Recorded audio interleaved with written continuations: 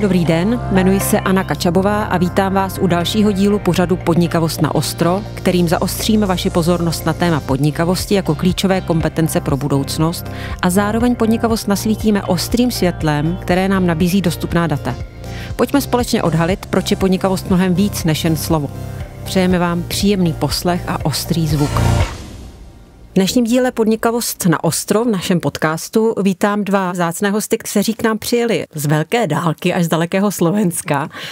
Petera Rusiňáka a Petera Šináliho. A budeme si, jak jinak, povídat o podnikavosti a o tom, co dva Peterové s podnikavostí vlastně mají společného. A já je na začátek představím. Peter Rusiňák je odborník na vzdělávání a rozvoj pedagogických dovedností, který aktuálně působí jako zástupce ředitelky Americké obchodní komory na Slovensku. Stojí za programem Train the Trainer, který od roku 2011 propojuje akademickou a podnikatelskou sféru s cílem inovovat výuku a posílit pedagogické kompetence, zejména v oblasti soft skills. Program pomohl již více než 1000 učitelům a rozšířil se i do Košic. Peter propojuje moderní výukové metody s reálnými potřebami trhu práce a podporuje inovativní změny ve vzdělávání. Vítejte, Petere. A Peter Šináli je programovým manažerem Teach Next na Slovensku. Sám je absolventem programu, později působil jako mentor a školitel. Teach Next je součástí mezinárodní sítě Teach for All, která působí ve více než 60 zemích světa. V rámci svého působení v programu Peter učil chemii a němčinu na základní škole ve Svitu na severu Slovenska. Vedl také kroužek DOFE, Mezinárodní cena vévody z Edinburgu, a zaměřoval se na podporu žáků s poruchami učení. Takže ještě jednou vítejte, pánové. Díky, že jste přijali pozvání do našeho podcastu. A my máme takový zvyk v našem podcastu vždycky tu debatu začít nějakým zajímavým číslem, nějakými daty, protože taky ten podcast jmenuje Podnikavost na ostru, že se snažíme vlastně nějak nasvítit tu kompetenci klíčovou nějakými zajímavými čísly. A to dnešní číslo, které jsem si vybrala, je 50.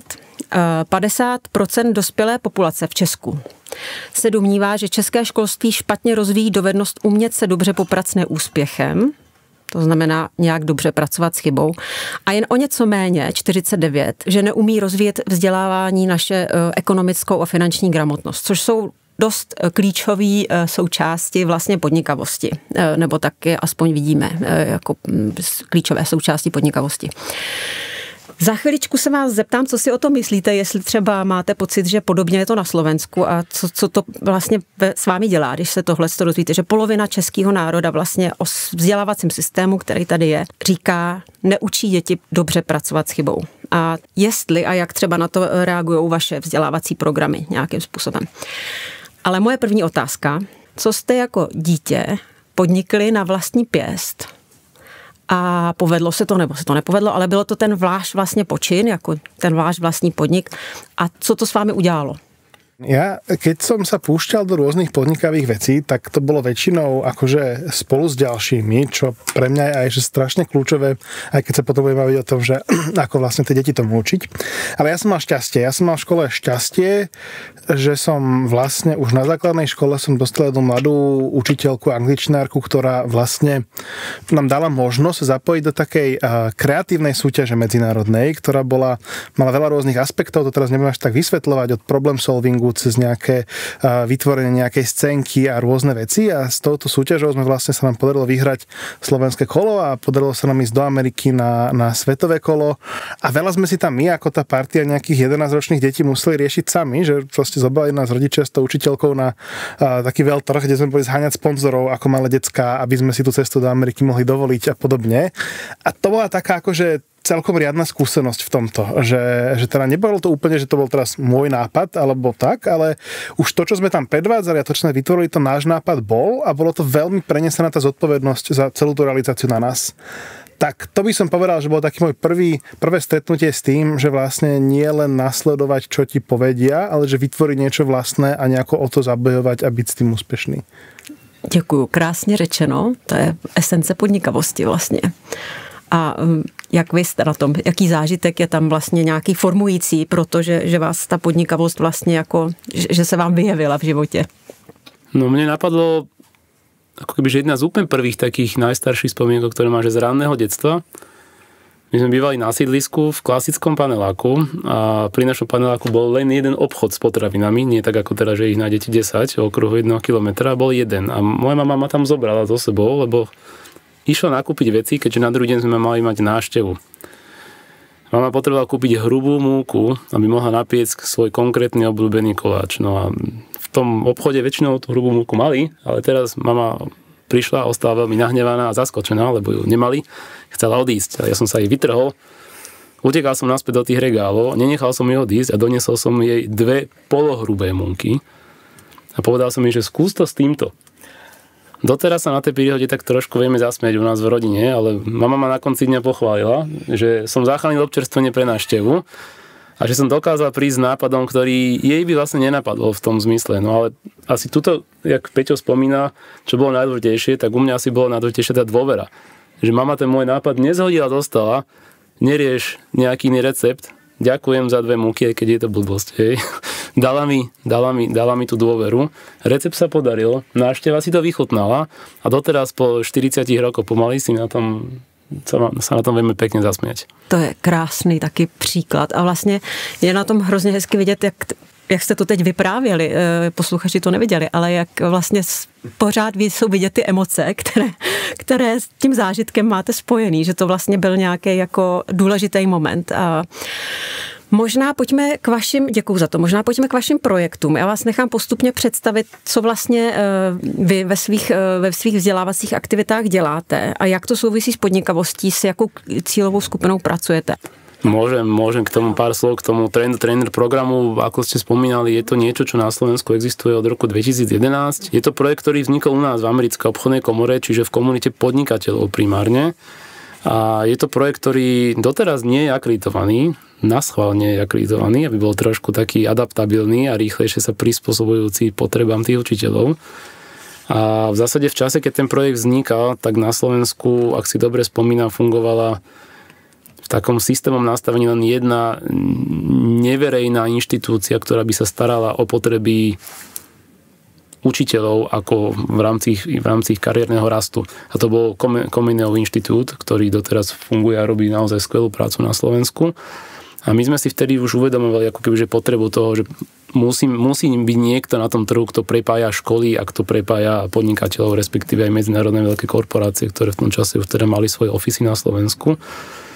Tak sme sa proste dali dokopy s ľuďmi aktívnymi v našej komunite a povedali sme si, čo vieme zmysluplné urobiť preto, aby sme ľudí zo školstva vedeli prepojiť s podnikateľmi, ale s cieľom, aby sme tým učiteľom dokázali podať pomocnú ruku na rast ich vlastných zručností, na čo oni až toľko veľa príležitostí nemajú v porovnaní s ľuďmi, ktorí robia napríklad v korporáciách, kde máte prednastavené tréningy, pozície sú presne definované a tak ďalej, tak ďalej. Takže vlastne s takouto logikou vznikol Train the Trainer ako podporný program pre pedagógov na Slovensku, ktorí majú záujem rásť vo svojich vlastných zručnostiach. Takže takový vlastně pro seberozvoj těch pedagogů a pro nějaký celoživotní jejich vzdělávání a celoživotní rozvoj, což je vlastně, jenom to potřebuji okomentovat, podnikavost je jedna vlastně z klíčových kompetencí pro celoživotní vzdělávání. Je to něco, co prostě potřebujeme jako lidi, jako člověk mít vlastně tu neustálou zvídavost a to, že to těm učitelům a nebo komukoliv jinému dopřejete vlastně nahlídnout, je super. Tak jsem to potřeba jenom Pre mňa je to úplne kľúčová kompetencia, ktorú tí samotní učitelia majú a potrebujú mať, aby naozaj dokázali byť dobrými učiteľmi. Podle našeho přesvědčení v Asociaci Podnikavé Česko tuhle kompetenci máme úplně všichni. Je jenom důležitý, jak hluboce a intenzivně ji v sobě rozvíjíme. Což asi není nic novýho, to vám nemusím říkat. A prosím, představte, Petere, váš program. Čiže Teach Next, alebo teda kedysi známy ako Teach for Slovakia, je vlastne súčasťou takého medzinárodného projektu, alebo teda vznikol pôvodne v Amerike asi 25 rokov dozadu, potom v Británii a momentálne funguje vo vyše 60 krajinách sveta a 10 rokov teda aj na Slovensku. A ten náš projekt sa na to pozerá trošku z inej strany, že my nepracujeme priamo s tými učiteľmi ako toto kolegovia. Naša ambícia v podstate je práve nájsť mladých, kreatívnych, môžeme naozaj povedať, že podnikavých ľudí, ktorí majú momentálne možno namierené niekde mimo vzdelávania, alebo sú ako to vzdelávanie trochu motkajú, ale sú osamelí a v podstate ich združovať a priviesť ich do toho vzdelávania. Čiže v podstate akoby doniesť do toho vzdelávania taký nový vietor, doniesť tam ľudí, ktorí majú ten potenciál, ktorí majú tie nápady, tú kreativitu, tú podnikavosť, nechať ich zažiť si v podstate ten školský systém a pomôcť do neho postupne prinášať nejakú tú zmenu. Čiže to je v podstate taká tá hlavná misia, ktorú my ako Teach na Slovensku robíme. Jasně, tak jestli to chápu správně, tak vlastně ten systém vzdělávací tak jako kypříte tu půdu nějakýma zajímavýma osobnostma, myšlenkama, respektive inovativním vlastně přístupem těch mladých lidí. A jsou to jenom cílová skupina, jako jsou to mladoši, nebo je to nezávisle na věku? Nie, že cieľová skupina, ja som to naozaj ešte pre účel podcastu to nazvem, že sú to podnikaví ľudia, ktorí chcú prispieť do vzdelávaniu. Inak by som povedal, že sú to ambiciózni a činorodí ľudia, hej, ale to sa bavíme o podobných veciach. A nemusia to byť mladí ľudia. My primárne síce cielime aj cez náš marketing, aj teda väčšina našich účastníkov sú povedzme ľudia do 30 rokov, ale nie je to povinnosť a máme aj mnoho takých, ktorí už po 30 alebo po 40 a pridali sa do programu. Činorodost, to je takové krásné, koukám mezinárodní slovo, že ho máte ve slovenštině taky. My právě podnikavosti říkáme velmi často činorodost, že to je schopnost být činorodý a přistupovat aktivně k svýmu životu. Petr, já se zeptám vás, jaký zájem je mezi učiteli o ten váš program? Jak vlastně nacházíte, jak sobě přitahujete a jestli tam narážíte na nějakou bariéru v tom, jako je přilákat vlastně? Trúfnem si povedať s tým, že sám mám učiteľský background, že najväčším nepriateľom učiteľov je ich vlastný čas. Učitelia sú častokrát najviac obmedzení práve časom, respektíve jeho nedostupnosťou, keďže nie len, že musia učiť, ale to je samozrejme aj nejaká príprava, vyhodnotenie. Častokrát mentoring tých študentov záleží od toho, za akou cieľovou skupinou teda pracujete. Čiže ak by som mal povedať, že len jedna prekážka pre učiteľa, aby sa takto dokázali vzdelávať, tak je práve časová nedostupnosť. Je to zvlášť viditeľné na úrovni základných a stredných škôl. My sme roky pracovali so stredoškolskými pedagógmi a s riaditeľmi stredných škôl. Až tohto roku, teraz od januára, od minulého mesiaca, sme sa vrátili k prapôvodnej myšlienke Train the Trainer, ktorá je vlastne práca s vysokoškolskými doktorandmi a mladými učiteľmi, ktorí sa rozhodli po doktorandúre ostať učiť na vysokých školách. Čiže trošku aj ako keby, že obmeniame tie cieľové skupiny. Ten záujem je veľký. By som povedal, že na začiatku je veľmi veľký, ale keď vlastne tým učiteľom predstavíme ten koncept, že vlastne reálne si niečo musíte odchodiť, keď chcete, aby vaše schopnosti rástli, je to vlastne tréning.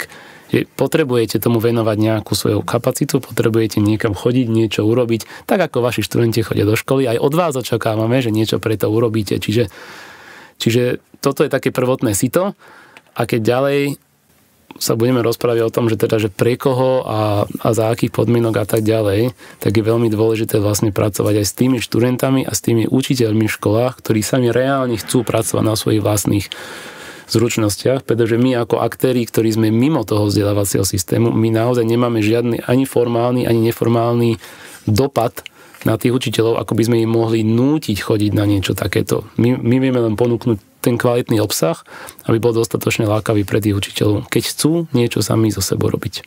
Krásně jste to popsal. Já jsem vlastně ještě tou otázkou mířila k tomu, jestli vnímáte, že tam je nějaká skupina učitelů, nebo a možná jak je velká, jestli to máte nějak změření, který chtějí a jdou a tím sítem té činorodosti jako nepropadnou ve smyslu, když jsou postavený před to, musíš na sobě pracovat celoživotně, jinými slovy, tak jako to nevzdají, ale jdou. Tak jaký procento vlastně těch učitelů na tohle nereaguje? Nebo respektive, jestli tam není nějaká masa, která vlastně k vám nedojde? Protože tady tu podnikavost, činorodost prostě v sobě nenastartovali. Ja som strašne dúfal, že sa toto opýtate, lebo na to nemám presné čísla, možno Peťo bude mať, ale za tých 14 rokov taký zdravý odhad, ktorý sme nadobudli v našom programe je, že asi 20% stredoškolských učiteľov má záujem sa vzdelávať a má záujem pracovať na svojich vlastných zručnostiach, že majú ako keby, že keď to tak poviem, že motorček v sebe, ktorý ich ťahá byť takými angažovanejšími. Moja veľká výzva v tomto celom je, že stále tu podľa mňa máme cca zhruba 80% veľkú masu učiteľov, ktorí nemajú z rôznych dôvodov záujem sa vzdelávať, záujem rásť a sú ako keby, že stratení v tom systéme, proste idú len s vodou. Když se vrátím zpátky k tomu původnímu číslu, o kterém jsem mluvila, a to bylo těch 50% Čechů si myslí, že český vzdělávací systém nedobře připravuje svoje studenty a žáky na nějaký na práci s chybou nebo na to, že čelí nějakému selhání a musí se s tím vyrovnat. Nechám mluvit vás oba, teď dám přednost vám. Váš program nějak speciálně v téhle schopnosti ty vlastně vaše klienty, ty vaše studenty trénuje? Schopnosti... Aby vlastně byli schopní pak v tom terénu, v tom vzdělávacím, aby byli schopní studentům předávat to, že chyba je kámoš a že vlastně, že práce s chybou je možná nejvíc rozvojová věc při tom učení. Hej, to je strašne dôležitý koncept, ktorý pre nás je veľmi kľúčový tak v práci s tými našimi účastníkmi, s tými učiteľmi, ktorí teda učia na školách našich partnerských, ako aj potom v práci tých učiteľov s tými žiakmi. Celý jeden náš veľký pilier vlastne toho rozvojového dvojročného programu je založený na odolnosti, čo naozaj je o práci s chybou a aj o tom, akože o schopnosti udržať si dlhodobú motiváciu, o schopnosti akože prekonávať náročné situácie a vrácať sa späť a nastaviť si vec tak, aby som vedel fungovať. A zároveň je to potom kľúčová vec, ktorú tí ľudia nejakým spôsobom, tí učitelia potrebujú učiť tých svojich žiakov.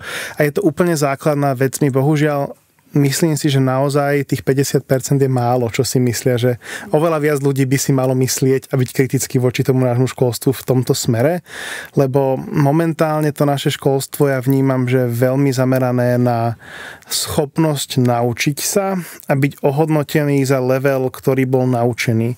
Ale progresu v tom, že okoľko sa vieš zlepšiť ako žiak oproti tomu, čo si vedel predtým, sa dáva pomerne málo, že hlavné hodnotenie v našom systéme je akože koľko vieš oproti štandardu, ktorý ti je daný. To už samo o sebe veľmi akože nemá tú chybu v tom nejakom svojom základe.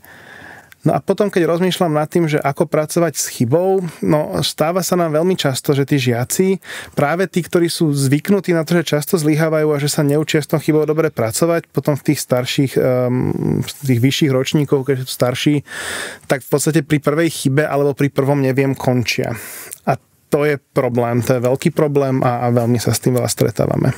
Chcete to ešte nejak doplniť? No môj pocit je presne taký, že asi nie dostatočne nám všetkým záleží na tom, čo je ten kvalitný výstup z tej školy. Že tá chyba je za mňa proces. Tá chyba je len spôsob, ako sa viem posunúť ďalej a či už to potom merám oproti progresu v súvislosti so štandardom alebo progresu v súvislosti so štartovacou čarou, tak to je potom asi úplne že filozofická otázka a kebyže ju my dvaja rozúskneme, tak jeden z nás bude ministrom školstva ďalším na Slovensku. Nebo mít Nobelovú cenu za niečo, no, jasne. Ale akože súhlas s tým, že ten školský systém potrebuje resuscitáciu v tom zmysle, že mal by sa pozrieť reálne na výstup aj na konci strednej školy, čo nie vždycky je úplne tak, ako to v praxi funguje. Děkuju. A jak to máte s tou druhou kompetencí, kterou jsem tady zmiňovala, která je taky souvisí s podnikavostí velmi úzce a to je nějaká obecná ekonomická finanční gramotnost. Soustředíte se na to ve svých aktivitách nějak výrazněji? V rámci Train the Trainer zatiaľ nie, pretože Train the Trainer je postavený práve na mäkkých zručnostiach. Je to program, ktorý cieli na rast kompetencia zručností v tej oblasti mäkkých zručností u učiteľov. Ale ako Americká obchodná komora združíme aj viaceré mimovládne organizácie, ktoré práve riešia napríklad finančnú gramotnosť ako veľkú tému, alebo napríklad prístup dievčat a žien do sveta IT. Určite poznáte organizáciu IT v IT, ktorá je veľmi známa asi v celom Československu a jej zakladateľka Petra Kotulieková má krásne motto, s ktorým sa veľmi stotožňujem a to je asi v skratke povedané to, že ich vízia je, aby sa ich organizácia raz stala nadbytočnou. A mne sa to strašne páči a ja si to veľmi tak vzťahujem na celý ten Train the Trainer program, že verím tomu, že raz program ako Train the Trainer takisto bude zbytočný vlastne, lebo potom ten formálny systém vzdelávania bude vlastne schopný efektívne adresovať mäkké zručnosti aj u učiteľov, aj u študentov. Ale keďže vieme, že ten systém jednoducho poskytuje, keď budem diplomaticky, poskytuje veľký priestor na organizácie, ako sme my všetci, aby ho doplňoval zaplátal tie diery, ktoré tam sú, tak asi to v najbližšej dobe úplne, že možné není, ale takáto vízia je niečo, s čím sa dokážem stotožniť. Děkuju za to. My máme úplně stejnou vizi v teorii změny. Akorát, že myslím si, že ta změna nastane až za hodně dlouho, takže jako nemyslím si, že bychom měli úplně krátký život před sebou, pokud se nám podaří samozřejmě udržet naší organizaci, ale přesně takhle to máme. Že ve chvíli, kdy školy budou natolik podnikaví, budou z nich vycházet podnikaví absolventi, tak naše činnost přestává být potřebná, nebo činnost našich členských organizací. Jak to je, ešte chci slyšet váš názor k té finanční a ekonomické gramotnosti. Hej. No, akože toto by sedelo aj u nás, že samozrejme, a myslím, že to bude asi vo veľa takom tom produktívnom nezisku podobne, že áno, že keď sa naplní naša vízia, že deti na Slovensku naozaj bez rozdielov budú mať šancu uspieť, tak ja dúfam, že nás nebude treba, no však môžeme ísť aj iné veci robiť, ak to bude všetko dobre fungovať. Finančná gramotnosť nie je nejakou jadrovou súčasťou nášho programu. Ona sa tam teda do nejakej miery vyskytne, ale je to aj trošku vlastne v rozhodnutí tých našich konkrétnych účastníkov, že na čo možno kladú dôraz. My máme aj nejaké spolupráce tiež s organizáciami, ktoré tú finančnú gramotnosť nejakým spôsobom priamo riešia a do nejakej miery to poskytujeme ako spoluprácu aj tým našich účastníkom, ale nie je to úplne tá jadrová zručnosť, tiež je to skôr taký ten taký fokus na tie soft skills, kde si myslím, že sme najbližšie k tej podnikavosti v tom, čo chceme priamo budovať u tých žiakov, takže pre nás je veľmi dôležité u nich budovať tie spoločensko-komunikačné zručnosti a potom máme tam teda dve pojmy, ktoré rozmýšľam, ako ich správne preložiť do slovenčiny, lebo ich máme z takého medzinárodného konceptu, tam sú označené ako awareness a agency, čo môže byť povedomie a činorodosť, povedzme. Čiže skôr také, že chápanie tomu svetu, v ktorom žijem a ktorý je okolo mňa a pochopenie toho, že ja som aktér toho sveta, nie len nejaký akože kôl v plote a mám sa o to pričiniť. A toho súčasťou je aj finančná gramotnosť, ale je to teda uchopené širšie. Já k tomu ještě chci doplnit, děkuju moc, za to bylo moc zajímavý. Tohle, a ještě se k tomu za chvilku vrátím, jenom chci ještě říct k tomu výzkumu, který já jsem citovala na začátku, ten, který jsme vlastně dělali s asociacími v loni a z něhož ty data čerpám. Tak mně se tam na tom zobrazuje to, že takhle vysoký procento těch respondentů reaguje odpovědí ekonomická a finanční gramotnost, to je něco, co by ta škola měla dělat a nedělá, tak to zároveň trošku souvisí s tím, že vlastně pořád v Česku, nevím, jak je to u vás na Slovensku, podnikavost jako taková je velmi vnímána zúženě, jo, a dost často je vnímaná jenom v úvozovkách, jenom jako cesta k tvorbě ekonomické hodnoty. Proto si myslím, že taky je tady možná nějaký bias v tom výzkumu, že vlastně ve chvíli, kdy se Čechů ptáme, co z podnikavých dovedností by škola měla a nedělá, tak nejvíc jich vlastně chápe pod tou podnikavostí a spojuje si s podnikavostí právě tu finanční a ekonomickou gramotnost jakkoliv. To není jediná nebo nejdůležitější součást podnikavosti. Tak to jenom jako k tomu ještě dookomentovat jsem chtěla. Ještě k vám, pane Rusiňáku, a pak se zeptám i vás, dva Peterové, nechám to na vás, kdo možná budete chtít víc reagovat, ne poprvní. Jaký základní změny, když pracujete se svýma klientama, učitelema nebo vlastně podnikavejma lidma, který pak jdou do toho terénu, jaký základní změny nebo takový jako proměny sledujete, když projdou tím vaším vzděláváním? Co se stane? Klidně nějaký konkrétní příklad, jo? A nebo nemusí být konkrétní, ale jako co je ta změna, která tam najednou jako se cvakne něco a No spomínali ste tú finančnú gramotnosť, tak keď som nad tým rozmýšľal, že aké konkrétne príklady naozaj z tohto môžu výjsť z tej praxi, tak našou naozaj, že to cieľovkou, ktorá je v našom prípade úspechom, je, keď vieme o učiteľoch, ktorí prešli našim programom a do svojho dennodenného vyučovania zaradili prvky z tých tréningov, ktoré reálne oni považujú za zmysluplné. Čiže napríklad pred 2 rokmi učitelia matematiky mi dávali spätnú väzbu, že práve začali vsúvať prvky finančnej gramotnosti do vyučovania matematiky už vlastne v prvých ročníkoch na tej strednej škole, čo dovtedy nerobili. A pritom my sme tú finančnú gramotnosť samozrejme netrénovali špeciálne, len sme to mali ako príklady. Čiže zoberali si niečo užitočné pre seba a urobili, čo sa dalo. Počas covidu, keď náš program samozrejme bežal online, tak vlastne bolo trošku jednoduchšie sa dopytovať na tú spätnú väzbu cez ten online priestor. A tam to bolo hlavne podľa mňa o 2 témach, kde sme dokázali pomôcť tým učiteľom. A to bolo využívanie ešte vtedy nie úplne AI nástrojov, ale celkovo tých komunikačných platform na to, aby vôbec dokázali efektívne učiť.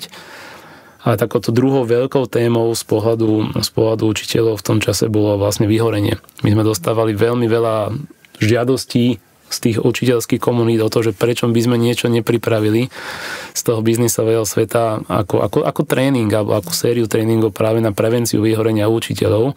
To bol taký veľmi silný moment a musím povedať, že to bolo niečo, čo sme zaradili do nášho programu priamo na základe spätnej väzby od tých, ktorí to v roku 2020 absolvovali. A viem o ďalších prípadoch Prešov, Košice, proste podobne, odkiaľ sme mali učiteľov na online.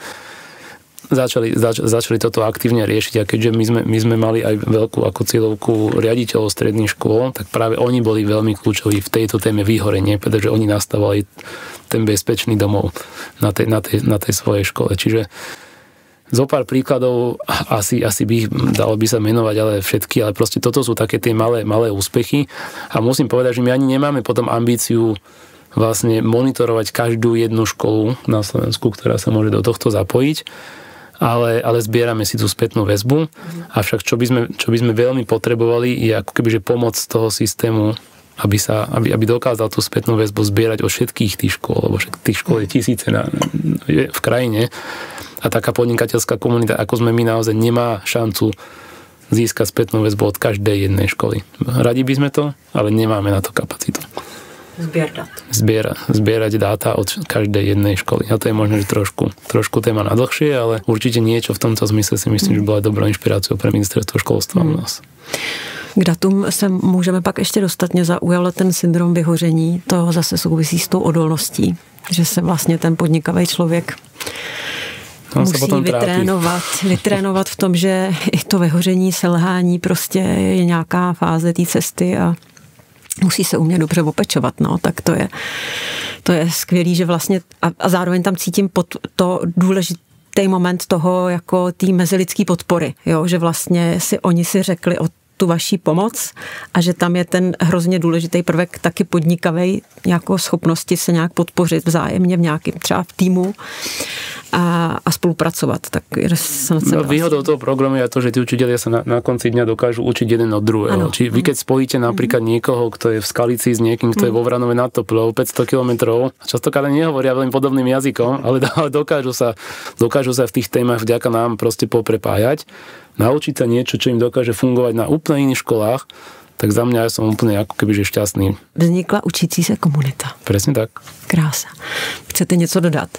No, môžem teda za nás nejaké príklady, že kde teda možno, že vidíme taký ten s týmto súvisiaci dopad. Ja keď som hovoril o tých, akože, že snažíme sa nájsť ľudí podnikavých, ktorí teda možno by neskončili inak v tých projektoch okolo školstva, alebo ktorí možno, že tam nejakým spôsobom aj hýbu, ale týmto im dáme teda nejakú väčšiu tú komunitu a ten priestor sa realizovať.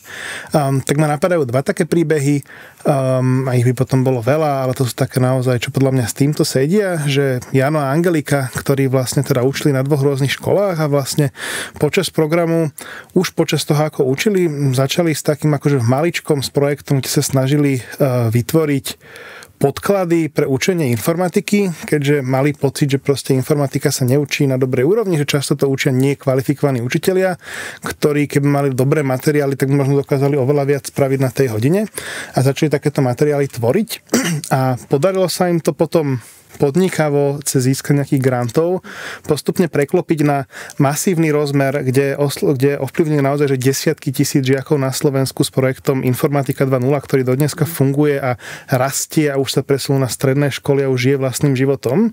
A vzniklo to naozaj z toho, že títo 2 ľudia, ktorí jedna bola zo súkromnej sféry, druhý bol vyštudovaný informatik, obidva by asi inak sa ani len nedostali k tomu školstvu, sa našli ten problém a našli cestu svoju kreatívu kreativitu a podnikavosť, to riešenie toho problému, ktorý sa im podarilo realizovať na Slovensku. A to je super. A potom podobný príklad, že mali sme vlastne ďalšiu účastníčku Zuzku, ktorá teda vedela, že ona sa chce venovať vzťahovej a sexuálnej výchove, lebo je na Slovensku zanedbaná. Podarilo sa jej cez ten Teach nabrať nejaké skúsenosti a kontakty, ktoré spojila s tými, ktoré mala už ona. Získala ďalšiu parťačku do toho projektu Radku a spolu rozbehli vlastne projekt, ktorý sa dneska volá Intimita na Slovensku, ktorý znovu obrovské množstvo škôl na Slovensku pokrýva kvalitnou vzťahovou a sexuálnou výchovou a prináša túto tému na Slovensko a do tých slovenských škôl a tým slovenským žiakom. Takže tuto ja vidím asi, že toto by boli tie success stories, ktoré máme a oni môžu byť na rôznej úrovni a na rôzny scope. Teraz som pomenoval také dve naozaj, že to je taká akože občianska podnikavosť, kde presne tou hlavným prínosom není ten ekonomický benefit, ale ten spoločenský benefit, hej, ale napriek tomu podnikavosť. U niektorých je to možno v menšom, u niektorých je to možno na úrovni jednej školy, ale toto je v podstate to, kam my cielíme. Děkuju, to jsou všechno krásný příklady a jako vlastně už jako dost hmatatelný. To jste popsal opravdu krásný konkrétní příklady toho, co se může stát, když jsou lidé podnikaví a jsou vlastně podporovaný v tom, aby si tu kompetenci trénovali. Mě tam ještě k tomu napadá a myslím, že to zaznělo od vás, od obou v nějaké rovině, že v těch příbězích toho úspěchu nebo v těch success stories bylo důležité, že se propojili různý lidi, různý pohledy, jo. Což je vlastně ta kreativita, to, že se, jako já to tak vidím, když mluvím třeba se středoškolákama o podnikavosti, tak vždycky říkám, jak byste trénovali kreativitu. Spojujte nespojitelné prostě, jo. Spojujte věci, které by na první pohled nešly dohromady, protože tam uvidíte třeba nějakou přidanou hodnotu. To mi přijde vlastně krásný příklad toho, když se spojí nespojitelné, tak z toho vzniknou zázraky pak. Dobře, jsou nějaký zajímavý třeba data, čísla, které se týkají vašich programů vzdělávacích, ať už Teach for All, anebo Train the Trainers, říkám to správně? Train the Trainers. Kterýma byste se chtěli třeba pochlubit, anebo lomeno, nebo vlastně je sledujete třeba v tom vzdělávacím systému a nějak na ně reagujete. Zkrátka teď se bavíme už i o těch datech. Jo. Říkali jste, že vám chybí vlastně nějaký plošný sběr dat. Tak možná moje otázka je, jsou na Slovensku nějaká dostupná data k podnikavosti, kterých byste se mohli jakoby chytit a něco jima nasvítit pro tu svoji práci, vlastně něco s nima jako ospravedlnit, jestli jsem srozumitelná? No, ja som zvedavý, čo povieš, lebo za mňa veľmi nie sú. Že preto som ticho chvíľku, lebo rozmýšľam. Myslím si, že máme problém s dátami, aj tak celkovo. Je to podľa mňa jedna z chýbajúcich vecí aj po vzdelávaní k tej podnikavosti, možno, že už od toho malička, že tá práca s dátami je naozaj dôležitá.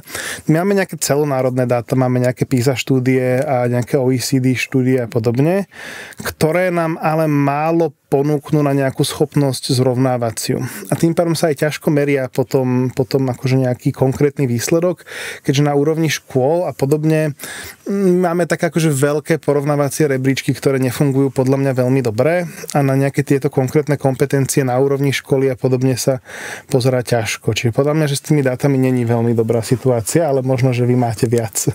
Nemám, Peťo, úplne že viac tých dát, ale rozmýšľam ešte trošku o ten rebríček ako kebyže vyššie, o ten level vyššie v tom zmysle, že my sa naozaj ako kebyže my ako americká obchodná komora s týmto projektom, lebo ono sa vlastne realizuje vďaka členským firmám a tým konkrétnym odborníkom na konkrétne témy. My sme nositelia myšlienky, my sme tí, ktorí to umožňujú, aby sa celý ten proces dial.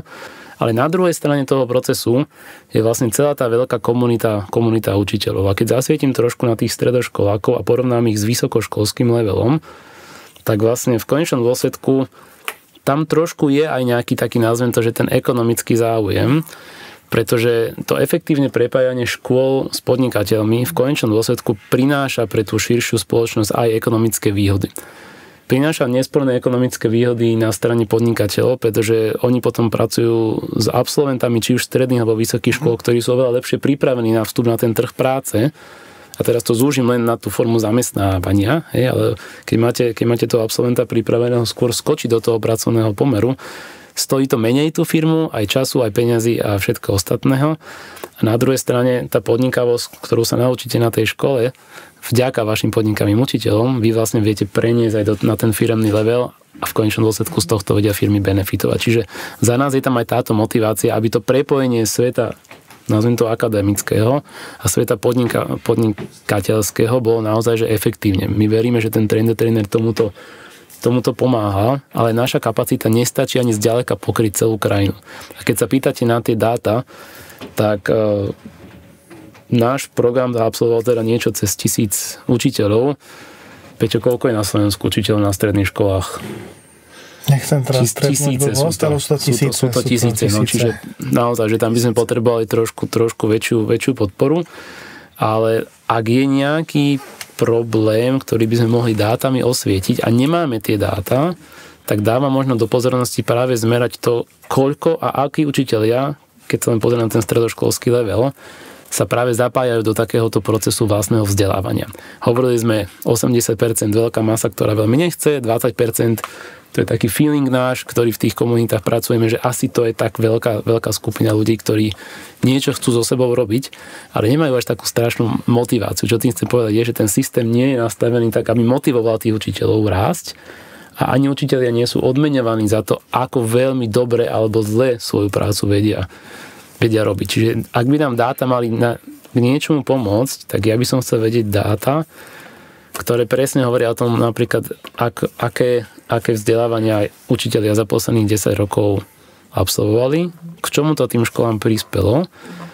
A pokiaľ by sme v tých dátach prišli do stavu, že asi na tom nie sme úplne dobré, tak kebyže som minister školstva, akože ním nie som, ani tú ambíciu nemám, ale kebyže ním som, tak by som chcel asi nastavovať tej politiky vzdelávania na základe niečoho takého. To je, že mám masu, kam s ňou chcem cieliť. A to je inak zaujímavá téma podľa mňa, že tiež tieto dáta nepoznám. Môj odhad by bol napríklad o niečo optimistickejší ako tých tvojich 20 a 80%.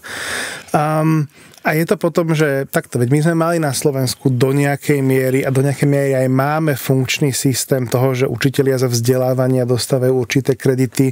No problém je, že ten systém je do značnej miery skostnatený a že tá kvalita toho vzdelávania nie vždy je rovnaká a že bohužiaľ naozaj existujú aj len proforma vzdelávania, ktoré slúžia len na to, aby človek získal kredity, aby si to odsedel. Hej? Čiže že aj tam je tá otázka, že ako to vlastne robiť dobre a čo tam zmerať, ale ja verím tomu, že ten záujem tam je. Lebo keď sa pozriem na rôzne učiteľské konferencie, keď sa pozriem na napríklad na Slovensku v posledných rokoch rozbehnutý projekt na základných školách vlastne mentoringu, ktorý teda rozbehol štát v spolupráci so súkromným sektorom a neziskovým sektorom, tak tam je o to veľký záujem, keď sa tí učitelia naučia, že toto je dobrá možnosť.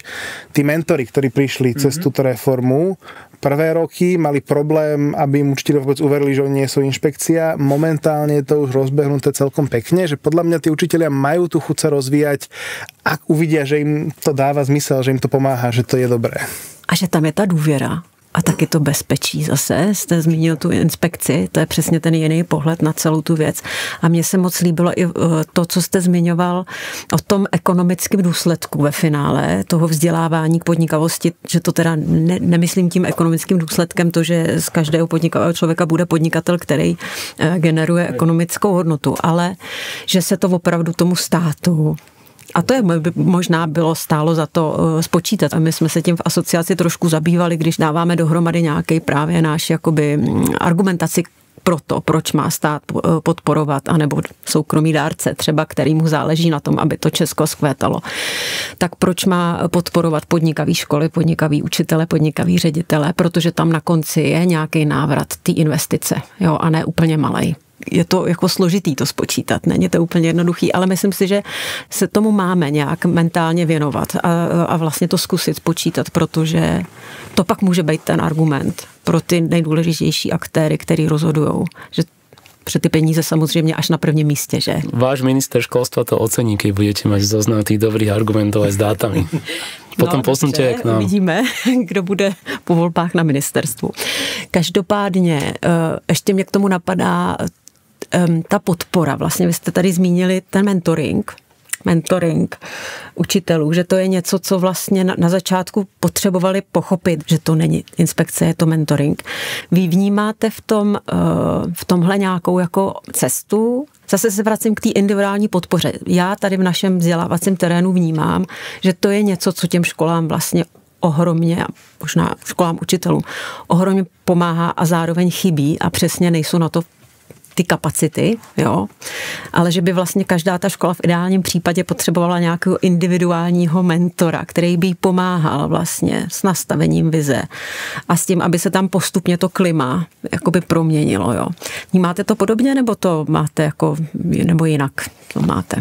Ja sa nechcem stavať do pozície človeka, ktorý má ten zázračný liek, že čo tomu školstvu pomôže. Na to sú oveľa fundovanejší ľudia. Môžem však povedať, že za náš program považujeme ten mentoring ako veľmi, veľmi kľúčový aspekt toho rozvoja tých našich učiteľov, ktorí máme na školách. A kombinujeme to teda s nejakými školeniami a tréningami, ale je to veľmi dôležité. Tá 1 na 1 práca toho mentora s tým našim učiteľom, či už na úrovni zlepšovania učiteľských zručností, analýzy tých hodín, či už na úrovni nejakého coachingu a teda pomáhania s reflexiou osobnostného rastu a podobne, že to je taká pre nás naozaj že úplne jadrová súčasť, do ktorej ide aj veľa kapacity, ktorú my voči tým našim účastníkom vyvíjame a vidíme ten efekt a vnímam to, že sa na Slovensku teda niečo takéto deje už aj systémovo, plus to robí ešte niekoľko ďalších neziskových organizácií a už teda aj do nejakej miery štát. A mal som možnosť aj s týmito mentormi teda komunikovať, pracovať, ich supervidovať a vidím ten efekt, že ja si naozaj myslím, že toto je niečo, čo vie priniesť veľkú hodnotu. Či to je ten zázračný kľúč, to si netrúfnem povedať, ale vidím veľkú hodnotu v tom mentoringu a v tej práce 1 na 1. Rozmýšľam nad tým, čo si povedal ohľadom tej kurikulárnej reformy. Mám za to, že naozaj, že to je asi že najväčšia bomba, keď to tak poviem v slovenskom vzdelávacom systéme, že tá kurikulárna reforma na úrovni ale základných škôl prebieha. To je veľmi dôležité spomenúť, že hovoríme o základnom školstve. Ja som tých 80/20 tak ako keby, že skúsil odhadnúť na leveli stredoškolských učiteľov, ktorí v zásade fungujú v takom tom rozbehnutom vlaku, keď to tak poviem, lebo všetky tie školy sú súčasťou štátneho vzdelávacieho programu samozrejme a tam je definované proste, čo má vedieť tretiak z biológie v ktorom mesiaci a proste podobne. To, čo ja do toho prinášam, je, že ja by som si vedel predstaviť ten program trošku inak nastavený, napríklad v zmysle, že zase použijem číslo 80/20, že keď raz som riaditeľ strednej školy a som súčasťou, respektíve tá moja škola je súčasťou štátneho vzdelávacieho programu, tak ten program mi ako keby že obsadí 80% mojich predmetov a môjho obsahu. A chcel by som mať 20% času, priestoru pre tých študentov mojich, aby som do nich napríklad mohol vliať predmety, ktoré budujú zručnosti pre 21. storočie. Tam máme práve podnikavosť, tam máme finančnú gramotnosť, tam máme digitálne nástroje, AI, adaptabilitu, proste veci, bez ktorých človek akože v 21. storočí že naozaj že neprežije. A keďže my reálne nevieme v súčasnosti zadefinovať vlastne na čo tie deti pripravujeme, na aké zamestnania už vôbec, ako bude ten svet vyzerať, keď oni budú mať o 20 rokov viac, tak je tu len naozaj len zo pár takých tých kľúčových schopností a dovedností, o ktorých som presvedčený, že tie školy by mali byť schopné ich ako keby že dávať smerom na tých študentov. Lenže oni na to zase časovo nemajú až toľko priestoru, sú zviazané tým štátnym vzdelávacím programom do veľkej miery a naozaj len tí riaditelia, ktorí sú prirodzene podnikaví, tlačia do tohto svojich učiteľov a tí následne prenášajú tú hodnotu na svojich študentov. Čiže funguje to na vybraných školách, na tých podnikavých, na tých angažovaných, ale nefunguje to systémovo. A to je to, kde ja preto vidím tých 80/20. Ako to zmeniť? Nie som minister školstva, nemám tú magickú paličku, nemám ani tie peniaze, ale myslím si, že toto je niečo, čo sa nezmení zo spodu z hora, teda nahor, ale bude sa to musieť raz v budúcnosti zmeniť naozaj, že ako keby, že nastavením politiky krajiny primárne z hora. Lebo aj kurikulárna reforma nakoniec ide z hora, nejde z dola na tej úrovni základných škôl. A ja v tomto budem trošku oponovať. Ja si napríklad myslím, že to musí ísť z obidvoch strán, lebo napríklad tá reforma, ktorá sa u nás deje, si myslím, že do značnej miery, ona je veľká, komplikovaná, nejdeme ju analyzovať, ale do značnej miery ona otvára priestor tým školám na to, aby mohli byť napríklad aj podnikavejší v rámci toho vyučovania žiakov, aby tam možno mali trošku viacej tej flexibility a modality si to spraviť. Ale pokiaľ to zároveň nepôjde od spodu práve od tých riaditeľov, práve od tých učiteľov, ja si nemyslím, že podnikavosť sa úplne dá prikázať. Že ona naozaj musí ísť. A ono podľa mňa super aj s vašim programom, lebo ono to podľa mňa musí ísť už od tých univerzít, kde sa tí učitelia teda učia a musí to ísť potom od tých učiteľov, od tých žiakov a prichádza to od spodu a štát k tomu nesmie klásť prekážky, ale ono to musí prichádzať aj proste z toho spodku podľa mňa. A sú pekné projekty v zahraničí, ktoré sú aj jednoduché na štýl, že na strednej škole proste úplne bežné, že žiaci majú napríklad, robia ako skupina nejaký veľký spoločný projekt v spolupráci s nejakou firmou, v spolupráci s nejakým spoločenskou inštitúciou a podobne, že to je že úplný štandard, ktorý není taký zložitý ani len zrealizovať, dalo by sa to aj vložiť do toho kurikula dokonca. Tí žiaci si za to nesú väčšiu zodpovednosť ako tí učitelia, ktorí tam sú. A u nás to suplujú niektoré programy, práve tá Cena vojvodu z Edinburgu robí nejaké podobné veci a rôzne ďalšie projekty, teraz nebudeme všetky menovať, ale sú projekty, ktoré to robia, ale toto by napríklad vedela robiť aj tá škola a ani by ju to podľa mňa až tak veľa nestálo. Súhlasím s tebou, ja to volám ostročeky pozitívnej deviácie, samozrejme. Sú tie príklady, je ich dosť, ale za mňa ich nie je dosť na to, na tej stredoškolskej úrovni, aby sa ten systém celý otočil. Aby sme sa mohli na to pozrieť, na ten celý systém, že aha, že vedieme tie naše decká podnikavosti, angažovanosti, zručnosti a budúcnosti. Toto zatiaľ nevidím systémovo, tak, aby som bol presný. Jsme na tom, jako vaši sousedé, velmi podobně, můžu vás ujistit. Zrovna dneska jdu si jedné velké konference, kde byla vlastně většina mých kolegů z té oblasti vzdělávání, ať už z veřejné sféry nebo z neziskové, a vlastně pořád se bavíme o různých klíčových momentech, které tomu systému brání v tom, aby se jako změnil. Jo. Jedna z věcí, na kterou my tady narážíme, a myslím, že ji máme trošku jinou než my na Slovensku, že my máme ten systém obrovsky decentralizovaný. To znamená, že to ministerstvo vlastně, jste říkal, že nejste ministr a nemáte tu kouzelnou hůlku, tak i kdybyste byl u nás ministr, tak tu kouzelnou hůlku vlastně nemáte, protože nemáte jak ty inovace, které v kurikulární reformě v tuhle chvíli už jsou krásně napsaný, popsaný, tak jak je vlastně propsat do těch škol. A tam já si myslím, že zase se vracím k té podpoře, jo. Nejde to přikázat, jo. Myslím si, že docela dobrý slovo je vnuknout nějakou myšlenku těm školám, že tohle přece je ta podnikavost a vy sami školy chcete. Jako by vlastně byste měli chtít tu podnikavost u svých dětí, studentů rozvíjet, protože pak to dělá té společnosti tyhle jako zázraky. Že ten člověk není vlastně lhostejnej vůči tomu, co se kolem něj děje, umí ty věci aktivně začít řešit, ať už je to na úrovni komunity, nebo v práci, anebo ve svém vlastním podnikání. Ze široka jsem to vzala, ale mířím k tomu, jestli vlastně vy vnímáte na Slovensku na úrovni právě veřejné politiky, že tam je nějaká vize, která obsahuje tu podnikavost, že zkrátka ve strategii vzdělávací nebo hospodářský je nějaký klíčový jedno slovo, který je podnikavost třeba, nebo mu můžeme říkat jinak činorodost, který ten stát jako říká, tohle je to, co musíme a za čím jdeme ve vzdělávání. Je to tam nějak u vás jako takhle strategicky explicitně pojmenovaný? Myslím, že v tej základoškolskej reforme, ktorá prebieha, sa to nájde. Určite je finančná gramotnosť akože jedným z tých pilierov a bavíme o tom limitovanom trošku pohľade tej finančnej gramotnosti. Myslím si, že však aj celkovo taká tá akože medzipredmetová výchova k občianstvu, ktorá s tým potom do značnej miery súvisí. Akože myslím si, že v tom novom kurikule, keby sme to hľadali, tak to tam je. Ale to je ešte dlhá cesta od toho, kedy to bude aj v tých jednotlivých triedách. Hej.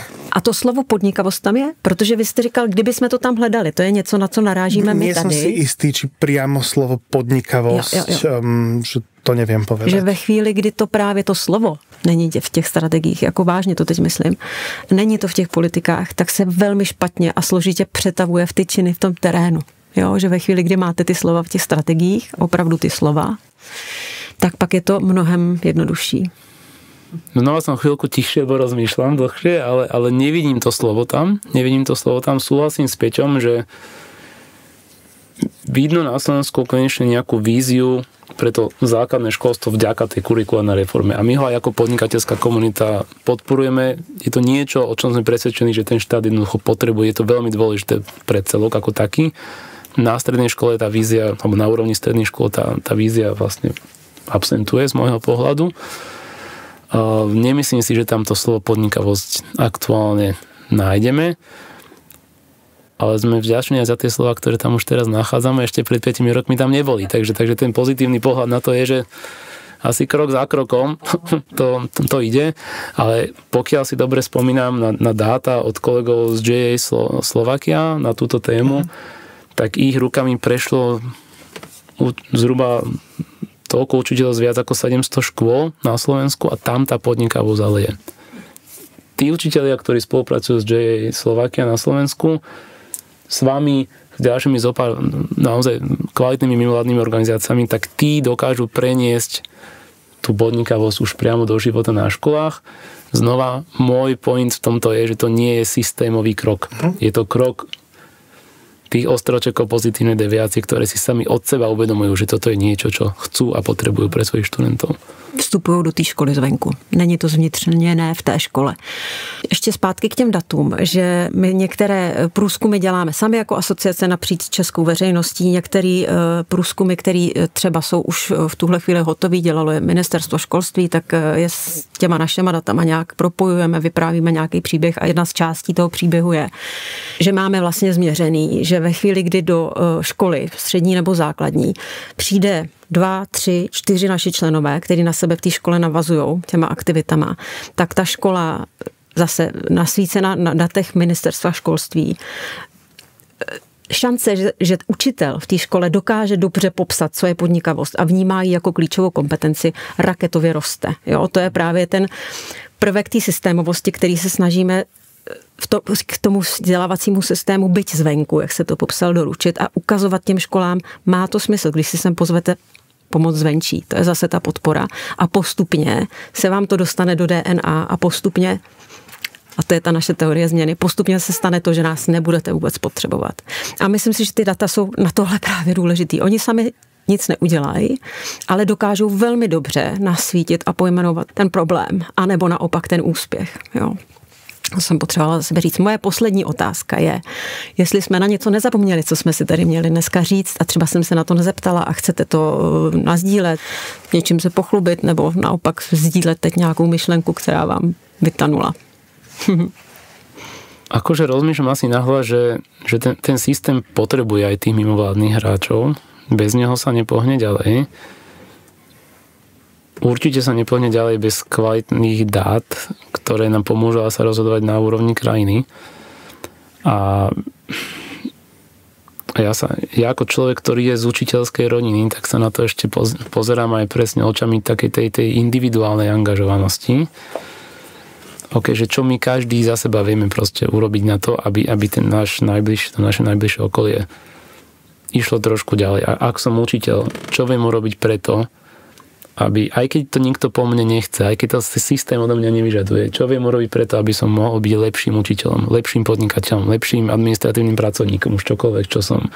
A ak chcem byť lepším učiteľom, môžem využiť služby, ktoré tu sú, aj tých mimovládnych organizácií, nehanbiť sa za to.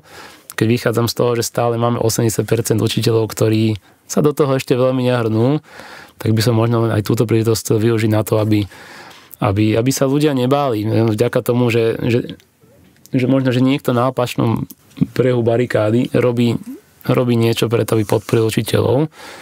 Nemusí to byť strašiak, je to práve naopak. Práve to spájanie brehov medzi podnikateľskou komunitou a učiteľmi je za mňa kľúčové na to, aby sme podporili ich podnikavosť, ale aby sme aj podporili ich ako ľudské bytosti v raste svojich vlastných profesionálnych zručností. Asi toľko. Tak ja za mňa možno ešte dodám a za moju organizáciu, že to školstvo je fakt strašne dôležité a je veľmi dôležité, aby kvalitní ľudia prúdili do toho školstva. A mali by sme preto niečo spraviť aj ako spoločnosť, čiže potrebujeme keby vyzdvihovať tú hodnotu toho školstva a ťahať sem tých ľudí, ale môžeme preto možno niečo spraviť naozaj aj ako jednotlivci a nemusí to len ísť do teach programu. Môže to byť naozaj o proste od nejakej naozaj aspoň malej podpory organizácií, ktorí vieme, že sa s tým školstvom niečo rozumné snažia robiť, cez možno venovanie nejakej malej kapacity svojho času tomu, že s nejakou školou spolupracujem, s nejakou takouto organizáciou spolupracujem, že to školstvo je fakt strašne dôležité. Je tu kopec realizácie, či už priamo v ňom, alebo okolo neho. A proste, že keď rozmýšľame nad tým, ako pomôcť spoločnosti, tak ja naozaj veľmi verím, že všetky tie náročné témy v dnešnom svete, že to školstvo je trošku taká cover all solution, že pokiaľ my naozaj zainvestujeme do toho vzdelávania a pomôžeme ho zlepšiť, tak to je naša najlepšia šanca na to, že toto bude v budúcnosti funkčné a lepšie a napredujúce. Děkuju, sdílím s váma tuhle víru. Myslím si, že to je taky, že to taky je, že vzdělávání je zkrátka ta cesta a ten klíč k tomu. Tak si budeme držet palce, já budu držet palce vám a vy zkuste držet palce nám navzájem v tom, abychom těm školám a učitelům co nejvíc byli ku prospěchu a uměli jim pomoct a podpořit je. A společně se nám tady ta mise, o které jsme tady mluvili v různých slovech, ale vlastně dost podobně podařila splnit. Děkuju vám ještě jednou, děkuju, že jste přijali pozvání do našeho podcastu a loučím se s Petrem Rusiňákem a s Petrem Šinálem. Děkuju, pánové. Ďakujeme. Ďakujeme. Tento díl podcastu Podnikavost na ostro je realizován v rámci projektu Podnikaví středoškoláci – Cesta k zvýšení atraktivnosti odborného vzdělávání a přípravy. Projekt je spolufinancován Evropskou unií. Vyjádřené názory a postoje jsou však jen názory a prohlášeními autorů a nemusí nutně odrážet názory a stanoviska Evropské unie. Evropská unie ani orgán udělující grant za ně nenesou odpovědnost.